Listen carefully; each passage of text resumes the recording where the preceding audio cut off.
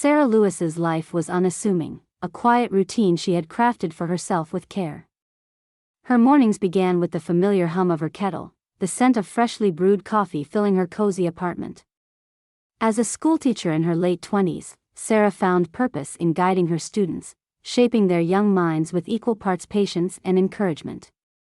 Her evenings were often spent grading papers or curled up with a book, her cat, Oliver, perched nearby as her silent companion. She had no interest in the dramatic twists life so often threw at others. Her childhood had been enough of that. Sarah's parents had divorced when she was 8 years old, a messy, drawn-out ordeal that played out like a slow-motion car crash. Her mother, Elena, had been left to pick up the pieces, raising Sarah alone while quietly nursing a broken heart. Edward, Sarah's father, was the other side of that story. Once a looming figure in her life, he had become little more than a ghost, a man whose presence was felt only in the lingering bitterness that followed his departure. Edward Lewis wasn't just absent, he was complicated. To the public, he was a billionaire tech mogul, the kind of man whose name appeared in glossy magazines beside headlines about innovation and fortune. To Sarah, he was the man who had chosen ambition and a younger woman over his family. Elena had been unflinching in her portrayal of Edward as the villain in their lives. "He left us for her," Elena would say, her voice tinged with hurt and anger. "And for what? More money? A bigger house?" Sarah had long since stopped asking questions. What was the point? Edward's actions spoke louder than any explanations he could have offered. Over time, she had learned to compartmentalize, to push her father into a corner of her mind she rarely visited. It was easier that way. That's why the letter was so unexpected. It arrived on a Thursday, wedged between a stack of junk mail and the electric bill. Sarah almost didn't notice it, the plain white envelope blending in with the rest. But her name caught her eye, written in a handwriting she didn't recognize. It was neat, precise, as if the writer had taken great care with each stroke of the pen. She opened it without much thought, expecting a formal invitation or perhaps a mistake. What she found instead made her stomach twist. The letter was from Edward. It was short, almost abrupt in its tone, as if he hadn't known how to say what he wanted. He asked her to meet him at a cafe they used to visit when she was a child, their cafe, the one with the mismatched chairs and the smell of fresh pastries that lingered long after you left. Sarah stared at the letter, her fingers trembling slightly. Her first reaction was anger, hot and sharp, cutting through her like a blade. How dare he? After years of silence, after all the birthdays and milestones he had missed, Edward thought he could just show up and ask for her time? The audacity of it was almost laughable. But beneath the anger, there was something else. A flicker of curiosity, a whisper of longing she didn't want to admit. She had spent years constructing a version of Edward in her mind, a cold, selfish man who had abandoned his family without a second thought. But what if she was wrong? What if there was more to the story than she had allowed herself to see? The cafe was still there. She passed it sometimes on her way to work, the warm glow of its windows a familiar sight in the early morning light. She could picture the two of them sitting by the window, her feet swinging beneath the table as Edward smiled at her over a steaming cup of coffee. Those moments felt like a lifetime ago, buried under layers of resentment and unanswered questions. Sarah folded the letter and set it on the kitchen counter, her thoughts swirling like a storm. She didn't know what Edward wanted, and she wasn't sure she cared. He had made his choice years ago, and she had learned to live without him. What good could come from opening old wounds? She thought about calling her best friend, Claire, to vent, but even that felt like too much effort. The truth was, Sarah didn't want advice. She didn't want someone to tell her what to do or how to feel. This was her decision, and she wasn't ready to make it. That night, she couldn't sleep. The letter sat on her bedside table, a silent presence that refused to be ignored. Oliver curled up beside her, purring softly, but even his comfort wasn't enough to quiet her mind. She replayed her mother's words over and over, the stories Elena had told about Edward's betrayal and selfishness. But for the first time, she wondered if there was another side to the narrative, one she had never allowed herself to hear. By morning, Sarah felt no closer to an answer. She went about her day as usual, but the letter weighed on her, a constant reminder of the decision she didn't want to face. She told herself she didn't need Edward, that her life was full and complete without him. And yet, a part of her couldn't help but wonder if ignoring the letter would be a mistake she would regret forever. In the end, she placed the letter in a drawer, closing it with a firm push. For now, it would stay there, out of sight but never truly out of mind. Sarah wasn't ready to face Edward, not yet. Maybe not ever. But as she went about her day, a question lingered in the back of her mind, quiet but persistent: what if? When Sarah was a little girl, Edward was her world. He had a way of making her feel like the most important person in the room, whether it was lifting her onto his shoulders at the park or teaching her how to tie her shoelaces with exaggerated patience. He was quick to laugh, quick to smile, and, for those fleeting years, her hero. But memories are tricky things. With time, they began to fray at the edges, reshaped by anger, disappointment, and the stories her mother told in the years after he left. Her mother never sugarcoated Edward's departure. To Elena, his actions weren't just a mistake but a betrayal of the highest order. He chose her over us, Elena would say, the venom in her voice unmistakable. Some 20-something with nothing to offer but a pretty face. For Sarah, these words became gospel. She was too young to understand the complexities of adult relationships, so she clung to her mother's version of events, painting Edward in the same dark shades her mother used. But even Sarah couldn't deny that Elena's bitterness cast a shadow over their lives. Her mother's once joyful energy gave way to a simmering anger that seemed to color everything. She would sit at the kitchen table with a glass of wine, recounting Edward's betrayal as if saying it aloud might make it less painful. He didn't just leave, Sarah. He tore this family apart. And for what? For someone who will never love him the way we did. These moments left an impression on Sarah. She didn't just lose a father, she lost the version of herself that believed in him. Every story Elena told, every tear shed over a glass of wine, chipped away at the pedestal where Edward had once stood. Over time, he became a figure of blame, someone easier to hate than to mourn.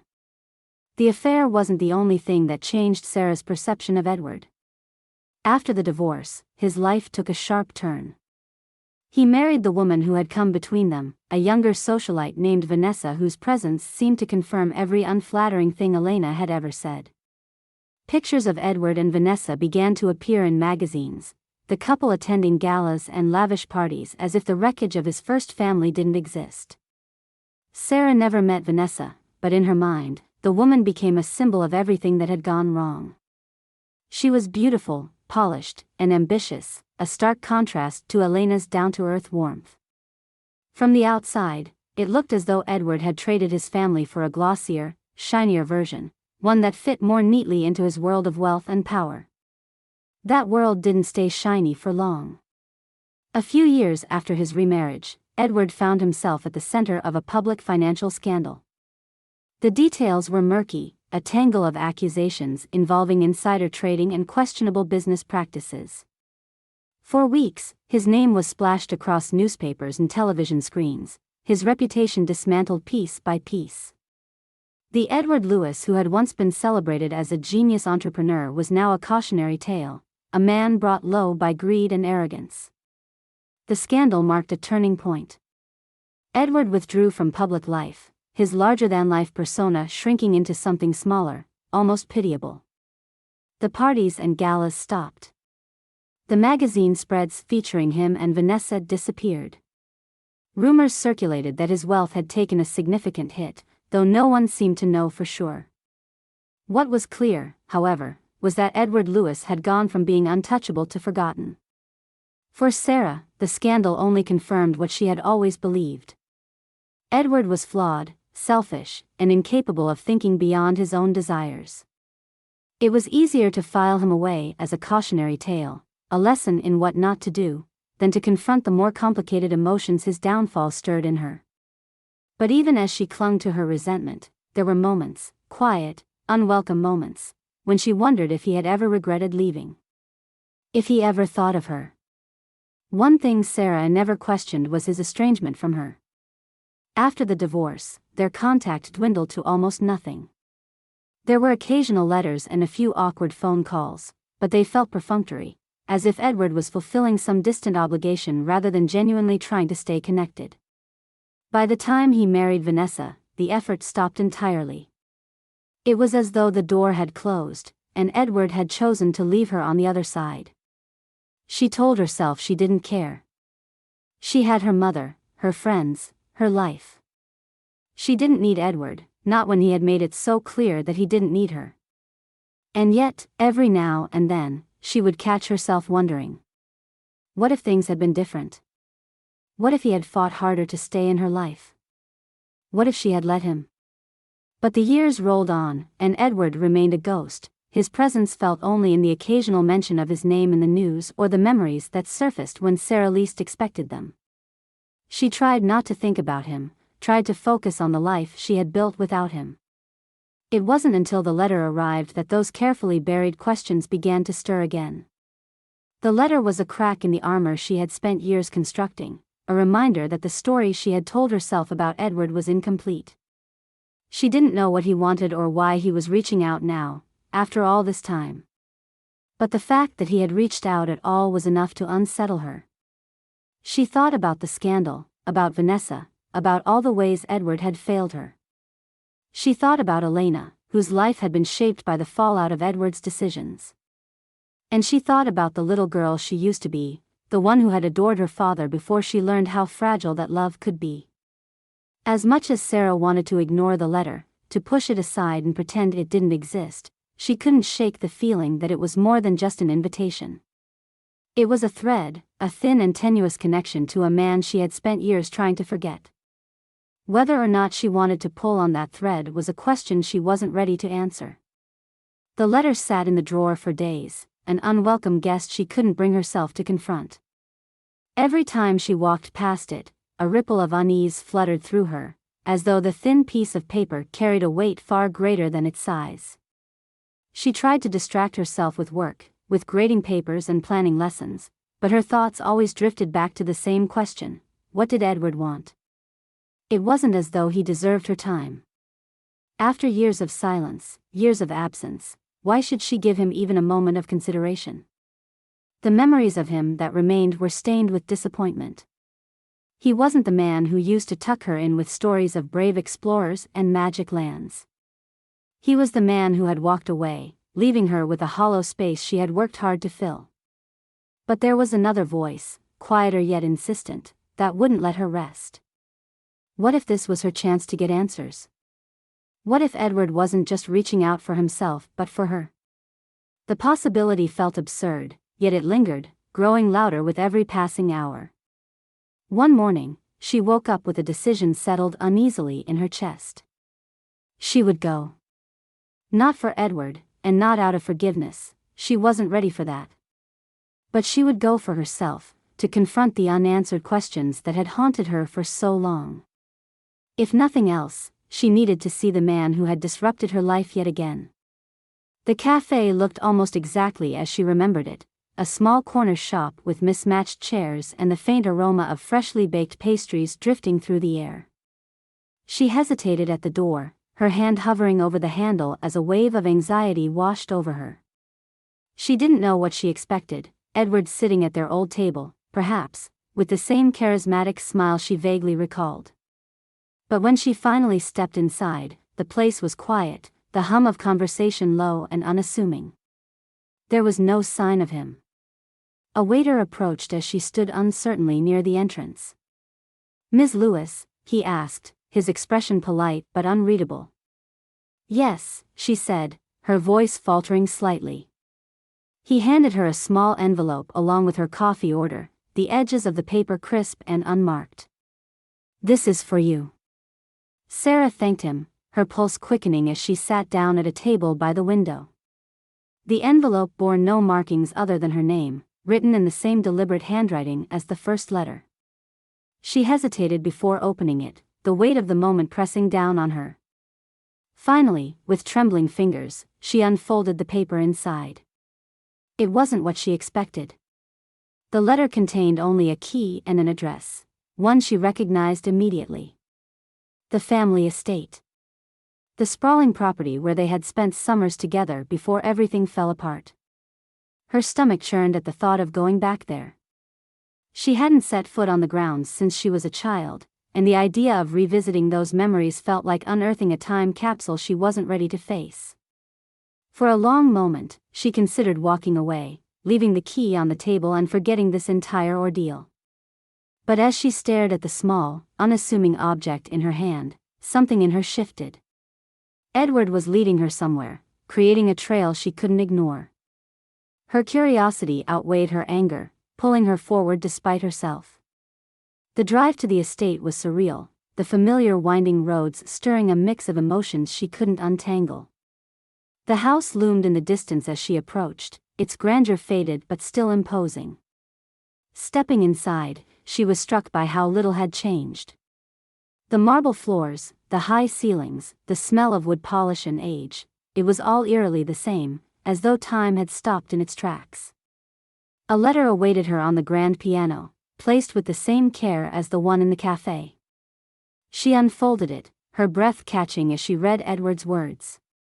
He wrote about their summers here, about the games they played and the laughter that once filled these halls.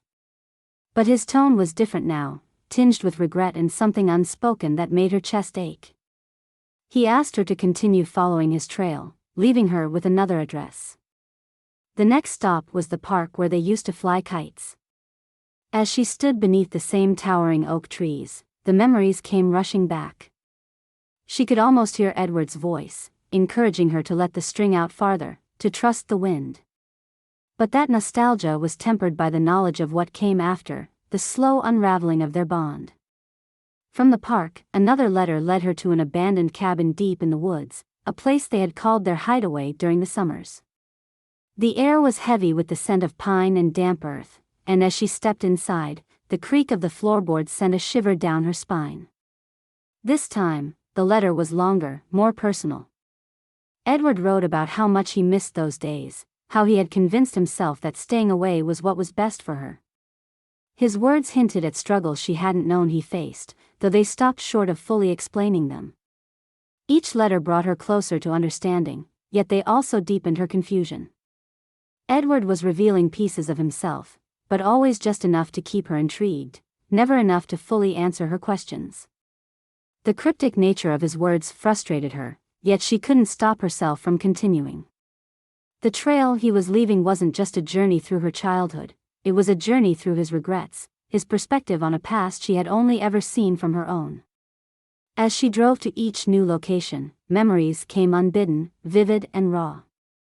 She remembered the sound of his laughter, the warmth of his hand in hers, the way he used to call her, Peanut, as if it were the most natural nickname in the world. But she also remembered the silences, the tension, the nights when he didn't come home. The letters forced her to confront all of it, the good and the bad, the love and the loss. With each stop, her anger began to shift, no longer as sharp and immovable as it once was. She still resented Edward for the choices he had made, for the pain he had caused. But she couldn't deny that his words carried a sincerity that unsettled her. He wasn't asking for forgiveness, at least, not directly. He was asking her to see him, to understand him, even if only a little. By the time she reached the final location, she felt more conflicted than ever. Edward had pulled her into a narrative she hadn't asked to be part of, yet she couldn't bring herself to turn away. There was something in his letters, something in the journey he had created, that felt like a plea, not just for connection, but for redemption. Whether or not she was ready to give him that was a question she still couldn't answer. The envelope was heavier this time, as if the weight of its contents carried something more than just words. Sarah hesitated before opening it, the hesitation less about whether she wanted to read it and more about whether she was ready to face what might be inside. Edward's letters had been peeling back layers of a story she had thought she understood, but this one felt different, more charged, as though it might finally hold the answer she wasn't sure she wanted. She unfolded the paper carefully. The handwriting was the same, deliberate, steady, and yet something about the way the words stretched across the page felt unguarded, raw. She began to read, her heart tightening with every sentence. Edward wrote about the affair, and the admission felt like a sharp intake of breath. He didn't excuse it, didn't try to soften the blow. "What I did to your mother was wrong," he wrote. "There's no justification for breaking the trust of someone who loved me. I failed her, and I failed you. I've spent years living with that failure, though I know that's nothing compared to the pain I caused." Sarah had imagined this moment 1,000 times, Edward admitting his wrongs, laying bare his mistakes.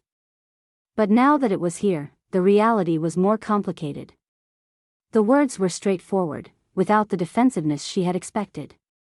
He wasn't trying to absolve himself, he was simply stating the truth. He went on to write about Vanessa, his second wife, and how their marriage had deepened the divide between him and Sarah. "Vanessa was everything I wasn't, confident, driven, unyielding. But her insecurities ran deeper than I realized. She saw my past with you and your mother as a threat, something she couldn't control. Over time, I let her fears dictate my actions. I convinced myself that staying away from you was for the best, that I could somehow protect you from the chaos of my life by removing myself from it." Sarah paused, the words blurring on the page as her emotions churned. She had spent years hating Vanessa, resenting her for taking Edward away, for becoming the reason he had stopped trying. Now, Edward was suggesting that his absence had been his own decision, a choice rooted in misguided logic rather than indifference. It didn't absolve him, but it complicated the narrative she had held onto for so long. The letter didn't stop there. Edward delved into the financial scandal that had tarnished his reputation, explaining how the pressure to maintain his empire had led him to make decisions he wasn't proud of. "I thought I was protecting everything I'd built, but in the end, I was protecting nothing. I lost the respect of my peers, the trust of my partners, and what little connection I had left with you." And then came the part that broke something open inside her. "I stayed away because I was ashamed. I told myself it was better this way, that I would only hurt you more if I came back. But the truth is, I was afraid. Afraid of seeing the disappointment in your eyes, of confirming that I had failed you as a father. I thought silence would be kinder than trying and falling short again." Sarah set the letter down, her hands trembling. The room felt too quiet, the air too still. She had spent so long seeing Edward as a villain, the architect of her pain and her mother's heartbreak. But this letter wasn't the work of a villain. It was the work of a flawed, broken man trying to piece together the remnants of a life he had shattered. Anger flared up inside her, sharp and hot. How dare he? How dare he stay away, not because he didn't care, but because he was afraid? It felt selfish, cowardly, like another betrayal layered on top of the ones that had come before. And yet, beneath the anger, there was something else. A flicker of empathy she didn't want to acknowledge. Edward's words had a sincerity that was hard to ignore. He wasn't asking for forgiveness, he wasn't even asking for understanding. He was simply trying to tell her the truth, however late it might be. And as much as Sarah wanted to cling to her anger, she couldn't deny the complexity of what he was sharing. He had been wrong, yes, but he had also been human, caught in the same tangled web of fear and regret that she had spent years trying to untangle herself. She thought about her mother, about the stories Elena had told and the bitterness that had colored them. Edward had been the villain in those stories, the man who had abandoned them for wealth and ambition. But what if he wasn't just a villain? What if he was something messier, something harder to define? The thought unsettled her. It was easier to hate him, to hold on to the black and white version of events she had carried for so long. Empathy felt like a betrayal, not just of her mother, but of the little girl she had been, the one who had waited by the window for a father who never came. But the flicker of empathy wouldn't go away. As much as she tried to push it down, it lingered, stubborn and insistent. She thought about the man who had written this letter, a man who seemed so far removed from the Edward she had spent years resenting. He wasn't asking for redemption, he was asking to be seen. That night, Sarah sat with the letter in her lap, reading and rereading it as the hours stretched on. Her emotions swung wildly, from anger to sadness to something she couldn't quite name. By the time the sun began to rise, she felt drained, as though she had been wrung out and left to dry. She didn't know what to do with the letter or with the feelings it had unearthed. All she knew was that her view of Edward, of her past, was shifting, and she wasn't sure where it would land. For the first time in years, the story of her life felt less like a closed book and more like a work in progress, its ending uncertain. The envelope arrived on a quiet morning, slipping through Sarah's mail slot like an uninvited guest. She spotted it immediately among the circulars and bills, its crisp white edges unmistakable. This one was different, not heavier, not thicker, but final. She didn't know how she could tell, but she did. Her heart thudded as she picked it up, the air in her small apartment suddenly feeling stifling. For a long moment, she stood frozen, the envelope balanced in her hands. She thought of the letters that had come before, each one pulling her deeper into the maze Edward had constructed. Each had dredged up pieces of a past she had spent years trying to forget, forcing her to confront truths she didn't want to see. And now, this. Finally, she slid a finger beneath the seal and pulled out the letter. The handwriting was the same, steady and deliberate, but the words it carried felt weightier than ever. Edward's message was simple: he wanted to meet. He had chosen a neutral location, a quiet restaurant in the city, and left the decision entirely up to her. No pressure, no expectation, just an invitation. Sarah let the letter fall to the table and sank into a chair, her thoughts churning. This was what she had been dreading, what she had known was coming from the moment she opened the first envelope. She had followed his trail, uncovered his apologies, read his confessions. But seeing him, speaking to him, that was another matter entirely. The distance between them, both physical and emotional, had been her armor for years. Meeting him would strip that away. She wasn't sure she could do it. The emotions were too tangled: anger, hurt, curiosity, hope. Hope. She hated that it was there, persistent and unwelcome. What was she hoping for? An apology she had already received? A chance to rewrite history? Or something simpler, something she couldn't quite name? When her phone buzzed on the counter, she reached for it gratefully, desperate for a distraction. It was Claire, her closest friend and the one person she trusted with the mess her life had become. Claire didn't wait for a greeting when Sarah answered. "Got your message. What's this about meeting your dad?" Sarah sighed, leaning her head against the back of the chair. "He sent me another letter. He wants to meet. No strings attached, just meet." "And you're hesitating," Claire said, not bothering to disguise the disbelief in her voice. "Of course, I'm hesitating. He's Edward Lewis. The man who abandoned me and my mom, married someone who hated me, and then disappeared for years. Why would I meet him?" "Because he's your father," Claire said simply. "And whether you want to admit it or not, you're curious. Otherwise, you wouldn't have followed his letters this far." Sarah didn't respond. Claire's ability to cut through her defenses was one of the reasons they were friends, but it wasn't always welcome.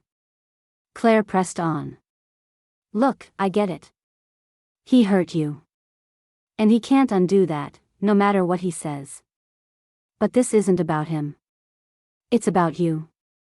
You've been carrying this weight for years, Sarah. Maybe meeting him is a way to finally put it down." "It's not that simple," Sarah said quietly. "Of course, it's not. But it's a step. Even if the meeting is a disaster, at least you'll know you tried. And if it isn't," Claire trailed off, leaving the thought unfinished. Sarah closed her eyes, letting Claire's words sink in. She hated that her friend was right, hated that the idea of meeting Edward stirred something inside her she couldn't ignore. This wasn't about forgiveness or even reconciliation. It was about closure. About finding some way to move forward, whether that meant reconnecting with him or finally letting him go. By the time she hung up the phone, Sarah knew what she had to do. The decision didn't feel triumphant or even certain, it was more like inevitability, a pull she couldn't resist. She would meet him. She had to. Not for him, but for herself. The day of the meeting arrived far too quickly. Sarah spent the morning pacing her apartment, her nerves fraying with every passing minute. She had chosen her outfit carefully, opting for something that felt confident but not forced. As she stood in front of the mirror, she barely recognized the woman staring back at her. She looked composed, but inside, she felt anything but. The restaurant was small and unassuming, tucked away on a quiet street far from the city's bustle. Sarah arrived early, her hands gripping the strap of her bag as she stepped inside. The hostess greeted her with a warm smile and led her to a table near the back, where the lighting was soft and the noise subdued. She sat down, her heart pounding as she scanned the room. Edward wasn't there yet. For a brief, fleeting moment, she considered leaving, slipping out the door before he arrived and pretending she had never come. But then the door opened, and he walked in. Sarah froze. Edward looked different. He was thinner than she remembered, his hair streaked with gray and his face lined with age. He wasn't the larger-than-life figure she had built up in her mind. He was just a man. A man who looked as nervous as she felt. He spotted her and paused, his eyes meeting hers across the room. For a moment, neither of them moved. Then he took a deep breath and walked toward her, his steps slow and deliberate. "Sarah," he said when he reached the table. His voice was softer than she remembered, but still unmistakably his. "Edward," she replied, the name strange on her tongue. She didn't know what else to call him. He hesitated, then sat down across from her. They looked at each other, the silence between them heavy with all the things they couldn't yet say. It was a moment Sarah had imagined countless times, but nothing could have prepared her for the reality of it. The moment stretched as Sarah sat across from Edward in the dimly lit restaurant. He looked older, not just in the way time leaves its marks, but in the way life wears down the spirit. The once commanding presence she remembered had faded. His frame seemed smaller, his shoulders slightly hunched, his hands trembling faintly as he gripped the edge of the table. It was jarring, almost disorienting, to see him this way, a man diminished by time and the choices he had made. "Thank you for coming," Edward said, his voice low, almost tentative. It was a tone she didn't associate with him, one that felt at odds with the confident man who had once dominated every room he entered. "I wasn't sure I would," Sarah replied, folding her hands in her lap to steady them. "But here I am." He nodded, his eyes flickering with something she couldn't quite place, relief, maybe, or gratitude. The silence that followed was heavy, filled with all the unsaid words that hung between them like a wall neither of them knew how to scale. For a while, they spoke cautiously, their conversation like walking on thin ice. He asked about her work, her life, and she answered with clipped, polite responses.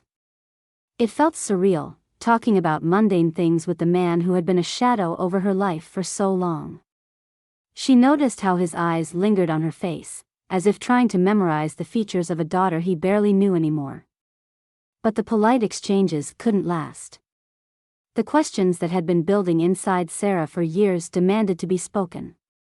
She took a deep breath, her hands tightening around her glass of water, and looked directly at him.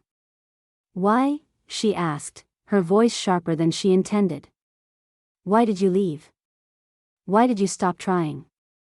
Edward flinched, his expression crumpling for a moment before he collected himself. He opened his mouth to speak, then closed it again, as if struggling to find the right words. "I thought," he paused, rubbing the back of his neck. "I thought I was doing what was best. For you. For your mother. I told myself that staying away would make things easier." "For who? For me? Or for you?" The anger she had tried to suppress began to rise, her voice trembling with the effort to hold it back. Because it didn't make anything easier for me, Edward. He winced at the use of his name, but he didn't interrupt. He let her speak, the words tumbling out of her like a dam breaking. You left us. And then you just disappeared. Do you have any idea what that was like? To feel like I wasn't worth fighting for? To grow up thinking I wasn't enough? Her voice cracked on the last word, and she looked away, her eyes burning. She hated the vulnerability in her tone, hated that she was giving him the power to hurt her all over again. Edward's hands were clenched tightly on the table, his knuckles white. You were enough, he said softly. You were always enough, Sarah. That's what I need you to understand. My leaving, it was never about you. Then what was it about? She demanded, her gaze snapping back to him. Cowardice, he admitted, his voice barely above a whisper. Shame. I thought I could protect you from my failures by staying away. I convinced myself that I was doing the right thing, but it was a lie. It was easier for me, not for you. And I will regret that for the rest of my life. The rawness in his voice startled her, cutting through her anger. She had imagined this moment so many times, pictured herself confronting him, demanding answers, making him feel the weight of her pain. But now that it was happening, it didn't feel like a victory. It felt like staring into a mirror and seeing the cracks she hadn't noticed before. Edward reached into a bag by his side and placed a wooden box on the table. It was beautifully crafted, polished to a soft shine, with intricate carvings along its edges. He slid it toward her with trembling hands. What is this? She asked, her brow furrowing. These, he said, his voice thick with emotion, are letters I wrote to you. Over the years, whenever I thought of you, and I thought of you often, I wrote. I didn't send them because I didn't think they would matter. But I kept them. They're all here. Sarah stared at the box, her heart pounding. She hadn't expected this, hadn't even considered the possibility that Edward had been carrying his own version of the story all this time. I missed you, Sarah, he continued, his voice breaking. More than I can put into words. And I know I don't deserve anything from you. But if you want to understand, if you want to know how much you've meant to me, even when I couldn't be there, read them. She couldn't look at him. Her eyes were locked on the box, her mind reeling.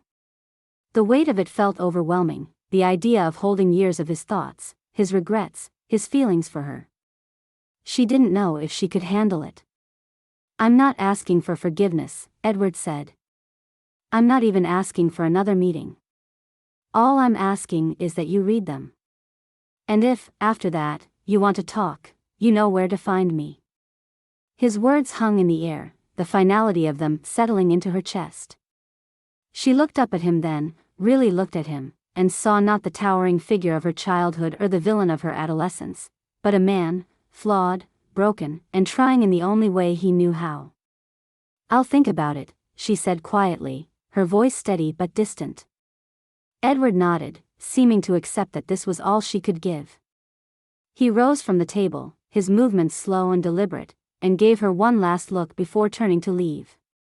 Sarah sat there long after he was gone, the box in front of her like an unanswered question. She wasn't sure what to do, wasn't sure if she could open it.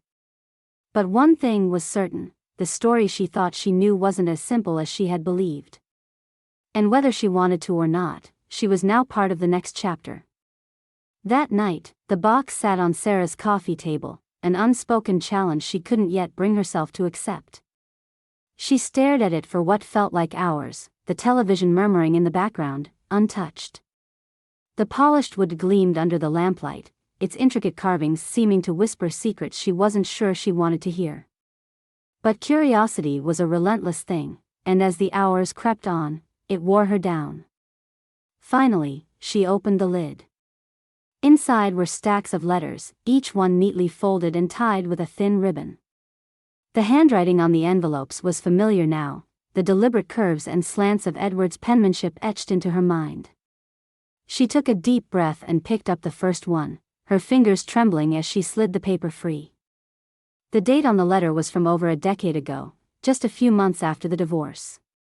She began to read. Dear Sarah. I don't know if you'll ever see this, but I need to write it anyway. I need to say what I couldn't when I left. You probably hate me right now, and I don't blame you. I hate myself for the pain I've caused, for the way I've failed you and your mother. I don't know how to make it right, but I want you to know that I think of you every day. You are my greatest joy, and my deepest regret is that I couldn't be the father you deserve. The words blurred as tears filled her eyes. She set the letter down and pressed her hands to her face, overwhelmed. But she couldn't stop. She picked up another, and then another, the hours slipping away as she read through years of Edward's thoughts, his regrets, his attempts to connect with her through words he had never sent. In some letters, he wrote about memories she had almost forgotten, the way she used to giggle uncontrollably when he made silly faces, the time they spent building sandcastles on the beach, the way her eyes lit up when he told her bedtime stories. In others, he bared his soul, admitting his fears, his shame, his hopes that one day she might understand him. By the time she reached the final letter, the sky outside her window had turned pale with the first light of dawn. She hadn't slept, but she didn't feel tired. Her mind was racing, her heart heavy and full all at once. The man she had hated for so long wasn't the man these letters revealed. He was flawed, yes, but he was also human, more human than she had ever allowed herself to believe. That morning, she made a decision. She didn't need to think about it, didn't need to weigh the pros and cons. The answer was already in her heart. She wanted to see him. The drive to Edward's house felt surreal, as if she were caught between the past and the present. Her hands tightened on the steering wheel as she pulled into his driveway, her stomach fluttering with nerves. She had no idea what she would say, no script to follow. All she knew was that she couldn't let the chance to rebuild their relationship slip away. Edward opened the door himself, his expression shifting from surprise to something softer as he saw her standing there.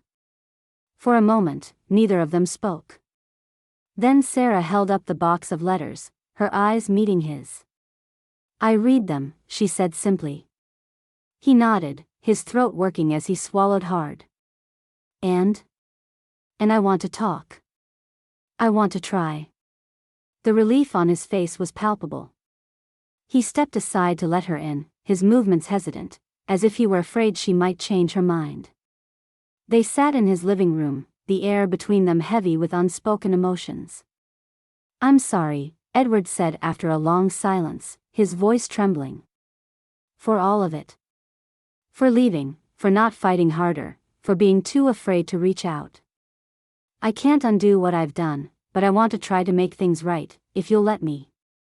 Sarah looked at him, really looked at him, and saw not the man who had left her but the man who was trying to come back. I'm still angry, she admitted. I don't know if that will ever completely go away. But I don't want to waste any more time being angry. I want to know you again. The words hung in the air, and then Edward nodded, his eyes bright with unshed tears. I'd like that. In the months that followed, they began to rebuild.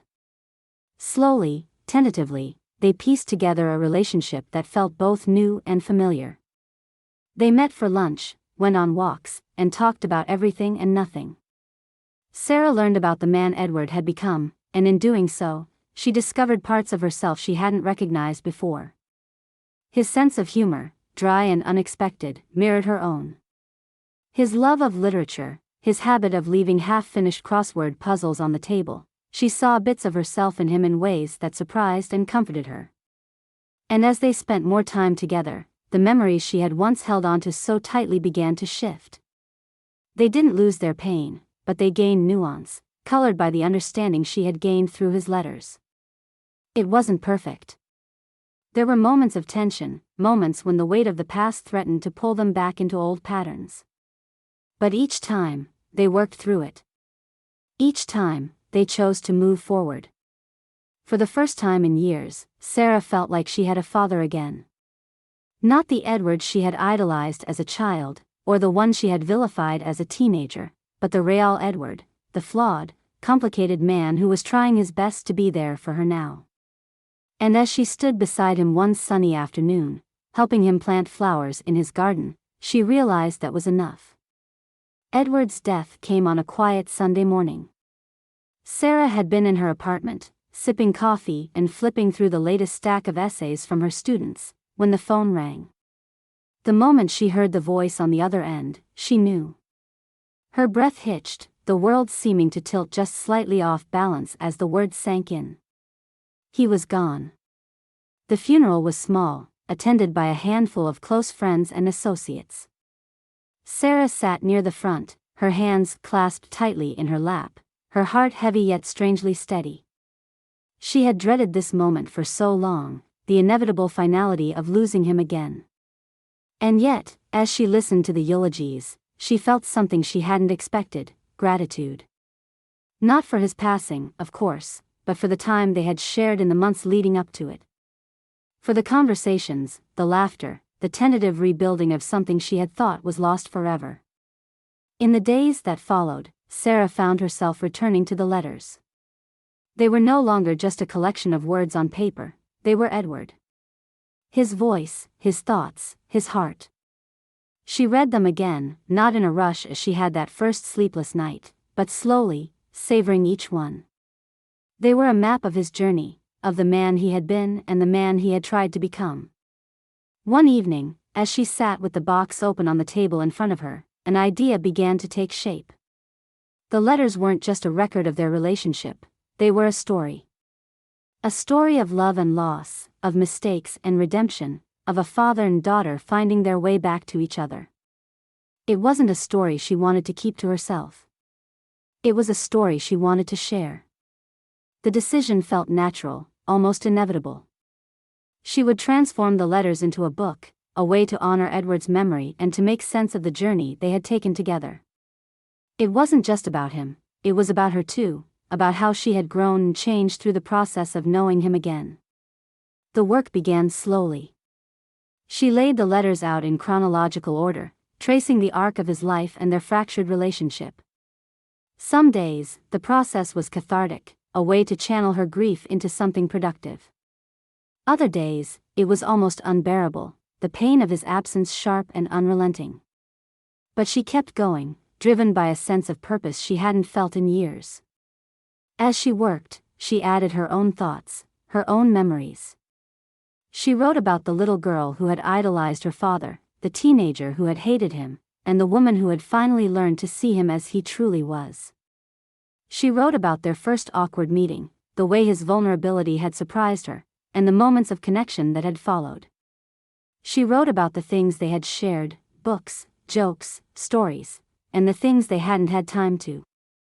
The book took shape slowly, piece by piece, until it became something more than just a collection of letters. It became a testament to the power of forgiveness, the complexity of family, and the beauty of second chances. It became a way for Sarah to hold on to Edward, even as she let him go. When the manuscript was finished, Sarah sat back and looked at the title page. She had struggled to find the right words, but in the end, they came to her easily. Letters to My Daughter, a story of love and redemption. It felt right. It felt true. The book was published quietly, without fanfare, but it found its audience nonetheless. Readers wrote to Sarah, sharing their own stories of estranged relationships and the hope they had found in her words. The response was overwhelming, and though Sarah hadn't written the book for anyone but herself and Edward, she was deeply moved by the impact it had on others. Months turned into years, and life carried on. But Edward remained a part of Sarah's world, not just in the book but in the memories she carried with her every day. She thought of him when she sat down to read, when she passed the cafe where their journey had begun, when she saw the same determination in her students that he had once admired in her. Grief, Sarah learned, doesn't ever truly go away. It changes, softens, becomes something you carry rather than something that carries you. And as she moved forward, Sarah knew she would always carry Edward with her, not just in the pain of his loss, but in the love they had reclaimed and the lessons he had left behind. He had been flawed, human, and imperfect. but he had been hers. And for that, she was forever grateful.